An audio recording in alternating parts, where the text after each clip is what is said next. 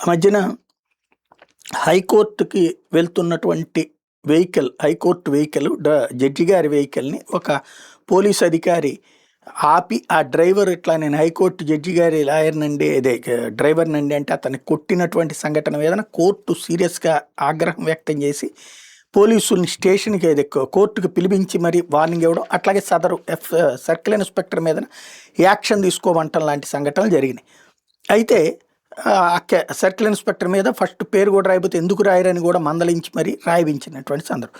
ఇప్పుడు ఆ సర్కిల్ ఇన్స్పెక్టర్కి కొత్తగా పోస్టింగ్ ఇచ్చారంటూ ఈయన సాక్షి ఒక కథనాన్ని ప్రొజెక్ట్ చేసుకొచ్చింది. ఇటీవల హైకోర్టు న్యాయమూర్తి ఆదేశాల మేరకు న్యాయస్థానానికి సంబంధించిన ముఖ్యమైన ఫైళ్లను తీసుకుని హైకోర్టుకు వెళ్తున్న car driver Mangalagiri rural police స్టేషన్లో సీఏగా ఉన్న యార్లగడ్డ శ్రీనివాసరావు అడ్డుకున్నారు.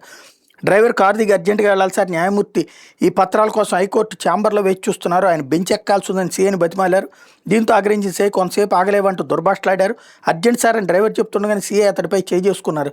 ఈ ఘటన మీద బాధిత డ్రైవర్ పోలీస్ స్టేషన్లో ఫిర్యాదు చేసేందుకు వెళ్ళగా ఎవరూ పట్టించుకోలేదు. ఇదే విషయాన్ని ఆ డ్రైవర్ న్యాయవాదులకి న్యాయమూర్తికి తెలియజేశారు. ఈ ఘటన మీద న్యాయమూర్తులు నిరసన తెలియజేసి న్యాయస్థానం అంటే గౌరవం లేదంటూ జిల్లా పోలీసు ఉన్నతాధికారులకు చివాట్లు పెట్టినట్టు సమాచారం. దీంతో ఆ ఘటన సీరియస్గా తీసుకున్న పోలీసు ఉన్నతాధికారులు తప్పని పరిస్థితుల్లో సీఏ యార్లగడ్డ మీద కేసు నమోదు చేశారు. కేసు విచారణ నమోదు అవడంతో శ్రీనివాసరావును సస్పెండ్ చేస్తూ ఉన్నతాధికారులు ఉత్తర్వులు జారీ చేశారు.